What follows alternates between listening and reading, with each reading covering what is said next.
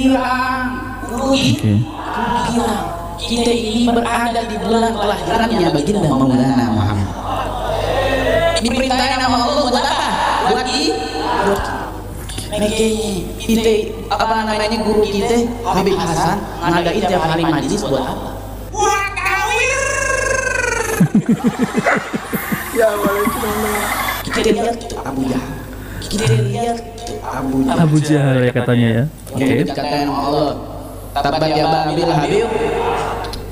Celaka. Tabat ya Babil. Tabat. Itu bukan tabat ya tapi Tabat ya ada.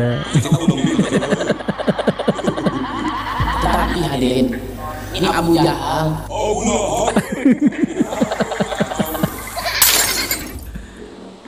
Assalamualaikum warahmatullahi wabarakatuh. Alhamdulillah wassalatu wassalamu ala rasulillah wa ala alihi wa sahbihi wa man walah wala hawla wala quwwata illa billahi amma ba'du. Baik teman-teman semuanya rahimani wa rahimakumullah. Di video kali ini ada sesuatu yang lucu teman-teman. Ya. Seorang putra mahkota dari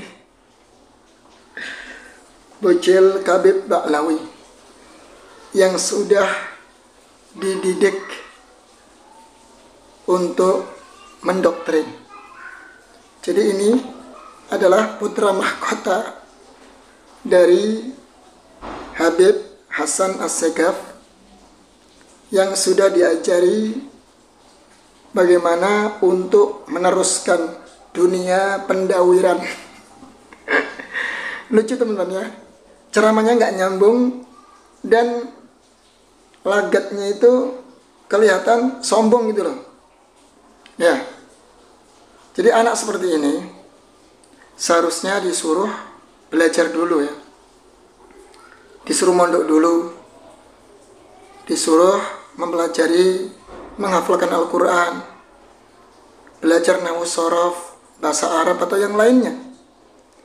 Jangan mentang-mentang anaknya Habib, putra mahkota begitu ya, sudah dikasih panggung untuk ceramah. Jadi artinya amartiran seperti ini, nantinya amartiran bahaya ya, bisa menyesatkan umat.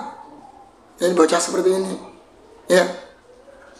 Baik teman-teman, kita akan simak teman-teman ya ceramahnya, terus kita akan reaksi satu persatu.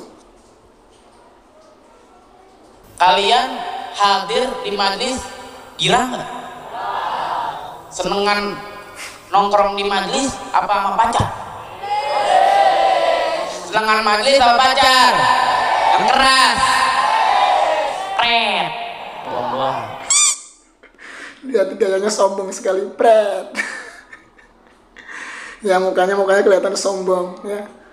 Lihat saja. Ini anak dari negeri Suci Tawali teman-teman. Anak dari negeri Suci Tawali ya. Masya Allah. Kita dengerin lagi. Qul bi fadlillahi wa birahmatihi wa bidzalika falyafrah. Kita ini girang, kudu girang. Kita ini berada di bulan kelahirannya baginda Maulana Muhammad. Diperintahin nama Allah buat apa? Buat makanya kita apa namanya guru kita Habib Hasan ngadain tiap hari majlis buat apa? Buat kita biar deket sama Rasul. Makanya Habib Hasan itu bapaknya teman-teman, Hasan As-Segaf ya. Makanya Habib Hasan ngadain acara maulid sholawat seperti ini buat apa? Ya buat mendawir jawabannya. Buat mendawir teman-teman. Bukan buat dekat dengan Rasulullah, bukan. Buat mendawir untuk kepentingan pribadi. Ya, tadi juga keliru. Dia bacakan ayat surat Yunus ya. Qul bi fadlillahi wa bi rahmatihi falyafrahu huwa khairum mimma yajma'un. Qul bi fadlillah, ya Muhammad, katakanlah bi fadlillah, dengan karunia Allah, wa rahmatihi, dan kasih sayangnya. kalau kita buka tafsir para ulama, yang dimaksud fadlullah, karunia Allah adalah Al-Quran, ya, wa rahmatihi, dan rahmatnya itu apa? Yaitu hadis-hadis Rasul Sallallahu Alaihi Wasallam. Ya, ada yang menafsirkan fadlullah adalah al-Islam, rahmat Allah al-Islam, dengan rahmat Allah, fadlullah yaitu al-Islam, rahmat Allah yaitu apa? Al-Quran. Ada yang mengatakan fadlullah yaitu Al-Quran, dan rahmat Allah yaitu apa? Berupa diutusnya Rasul SAW, yaitu dengan dengan adanya Rasul SAW kita mengetahui ya syariat Allah Subhanahu wa taala. Bukan dipelintir maknanya kemudian katakanlah wahai Muhammad, dengan karunia Allah dan kasih sayangnya kemudian falyafrahu, bersenang-senanglah. Kemudian dibuat dengan acara sholawatan seperti ini. Tidak. Ya, tidak seperti itu. Kita bahagia dan kita merasa bangga dengan menjadi seorang muslim, dengan Allah turunkan Al-Quran, dengan diutusnya Nabi Muhammad SAW, karena dengan inilah jalan keselamatan, kunci untuk meraih keselamatan fid dunya wal akhirah. Jangan kemudian dipelintir maknanya adalah bersenang-senanglah dengan karunia Allah dan rahmatnya, yaitu dengan ngadain acara salawatan seperti ini. Ya, jadi Habib Hasan, bapakku gitu kan, bapaknya dia tuh, kenapa ngadain ini? Jawabannya teman-teman, untuk mendawir. Ini lucu teman-teman. Kita lihat lagi teman-teman. Kita lihat tuh Abu Jahal yang udah dikatain sama Allah, tabat ya babil habil, jelas celaka. Teman-teman, lucu lagi nih. Dia bilang tadi, lihat loh Abu Jahal. Tapi yang dibaca surat Al-Lahab. Ya, habis itu bacaannya salah lagi. Tabat yaba. Surat apa tabat yaba? Yang ada tabat yada. Telah celaka kedua tangan Abi Lahabi watab. Telah celaka kedua tangan Abu Lahab. Ayat ini atau surat ini surat Al-Lahab, bukan surat Abu Jahal. Kamu tadi mengatakan, lihat tuh Abu Jahal, tapi yang dibaca surat Al-Lahab. Itu nggak nyambung, Bo. Ini harus belajar lagi ya, harus belajar apa namanya, ya minimal Iqra dulu lah. Belajar Iqra, kemudian hafalkan Quran, surat-surat pendek-pendek dihafalin. Sebelum ceramah ya, sebelum berceramah seperti ini kan memalukan seperti ini. Kita ulang teman-teman, kalau nggak percaya ini. Tabat yaba katanya. Kita lihat tuh Abu Jahal. Tuh Abu Jahal katanya. Yang udah dikatain sama Allah, tabat ya babil habil. Tabat yaba. Surat apa itu tabat yaba? Nggak ada. Anak TK, PAUD pun nggak hafal. Nggak ada yang menyebut tabat yaba. Yang ada tabat yada abila habi watab. Jadi bukan tabat yaba. Tanya sama anak TK, anak PAUD, ya. Nggak ada yang menyebut dengan tabat yaba. Ya, makanya belajar dulu ya sebelum tampil di depan forum seperti ini, apalagi direkam seperti ini, sangat memalukan. Ya, surat Al-Lahab tapi yang ditujukan Abu Jahal. Kemudian bacanya juga tabat yaba. Ada ngakak teman-teman. Seharusnya kan tabat yada abila habi watab. Ya, seharusnya introspeksi diri lah ya. Kalau memang belum layak untuk ceramah, jangan berani nekat naik panggung seperti ini. Yang ada kan blunder dan ditertawakan nanti sama anak-anak ya. Baik, lanjut teman-teman. Udah jelas celaka. Tetapi hadirin, ini Abu Jahal ketika Rasulullah SAW lahir, ini Abu Jahal girang. Dia buat potong kambing. Dia kasih tahu para pembesar Quraisy bahwasannya ponakan anak lahir, anak girang. Aneh bilang kepada pembesar Quraisy, anak ini girang. Ketika ponakan anak hadir, dibuat tuh potong kambing ini segala macam. Digirang saking semangatnya. Ya wajar teman-teman ya. sekalipun Abu Jahal itu nggak beriman ya dengan Rasul Shallallahu Alaihi Wasallam, yang namanya lahir ponakannya, apalagi laki-laki ya. Zaman dulu itu ya kan, masya Allah ya, orang Arab itu sangat mengunggulkan nasab dan sangat bangga ketika punya anak laki-laki. Jadi seorang paman kalau mendengar berita kabar gembira kelahiran ponakannya, seorang anak laki-laki, itu sangat bahagia dan senang sekali.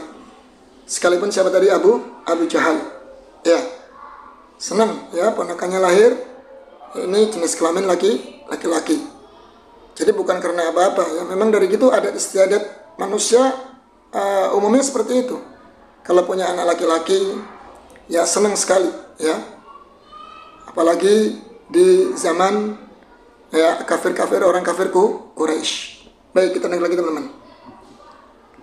Ketika ponakannya lahir, ini Abu Jahal, berkahnya dia senang ketika Nabi SAW lahir. Dia diberikan keringanan di setiap hari Senin, yaitu diringankan azab. Apalagi kita tiap malam pengajian, majlisan. Bib, nih ngapain sih Bib baca maulid, majlisan? Kan bisa sholawat di rumah aja. Bukan Ngapain sih Beb majlisan, sholawatan? Kan bisa di rumah. Ya tujuannya untuk mendawir. Tujuannya agar kalian ya para mukibin kena doktrin dawir ya. Ya, supaya bisa didawir fulusnya ya. Makanya diadakan sholawatan dan kajian seperti ini, nyanyi-nyanyi seperti ini teman-teman. Selawat lu main ML, ngereng, push, main bola, nonton. Barca kalah ya malam ini tadi ya. Becul nih, becul. Kita ini kata baginda Nabi Muhammad, Habib Ali udah bilang, Habib Ali Harsi, "Istama'la sakib farbih jami'in zulm." Perkumpulan ini nggak bakal diraguin lagi, kata Imam Habsyi Sahibul Maulid. Nggak bakal diraguin. Iyalah, nggak bakal dilakukan karena tempat ini kan penghasil cuan teman-teman. Ini adalah penghasil dawir ya. Kalau tempat ini adalah untuk mendawir, untuk meraih penghasilan. Acara-acara seperti ini nggak diragukan lagi memang ya, cuannya besar soalnya. Lihat, Lakuin lagi buat apa? Buat akan menghapus dosa-dosa kita. Kan yakin teman-teman, kalau majelis seperti itu bisa menghapus dosa-dosa? Isinya solawat, joget-joget, terkadang pakai gendang-gendang, musik-musik yang bikin berisik, tidak ada kekhusyuan, dibacakan Al-Quran nggak ada ya, apalagi hadis-hadis Nabi isinya kecimbringan ya. Bahkan solawat pun solawat yang bikinan manusia, syair-syair bikinan manusia diiringi lantunan-lantunan musik. Ini kira-kira bisa menghapus dosa yang seperti ini? Teman-teman jawab sendirilah ya. Kita dengar lagi nih. Enggak sholawat di majlis. Ana mau tanya aman. Ente mau dapat pahala banyak apa kagak? Mau dapat fadilah banyak apa kagak? Di rumah ya antum sholawat, apalagi zikir ya. Akan tetapi beda dengan fadilahnya ketika ente hadir. Ente jauh-jauh dari rumah ente, keringetan, habis kerja capek, tapi dia mau tetap hadir di majlis. Dia bela-belain, dikeluarin duitnya buat hadir majlis, dikeluarin keringatnya, tenaganya buat hadir majlis. Itu berapa pahala yang Allah berikan kepada kita? Ini teman-teman ya, jadi mulai mendoktrin nih, biar menghadiri majelis-majelis salawat seperti ini, Habib seperti ini. Katanya dengan hadir ke majelis, ngeluarin uang untuk majelis salawat, mengeluarkan tenaga, mengeluarkan waktu untuk majelis, berapa pahala langkah yang kita dapatkan pahalanya setiap langkah kita pergi ke tempat ini. Subhanallah. Ini mulai ya didoktrin seperti ini ya, dimasukkan ya semacam doktrin agar datang ke salawat-salawat mereka, dijanjiin pahala ya, dengan harta yang dikeluarkan, keringat yang keluar, akan berapa pahala yang kita dapatkan. Masya Allah.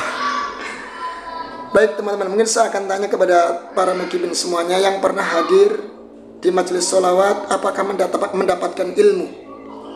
Jujur ya, apakah mendapatkan ilmu yang bermanfaat, yang bisa menambah keimanan kita kepada Allah Subhanahu wa Ta'ala?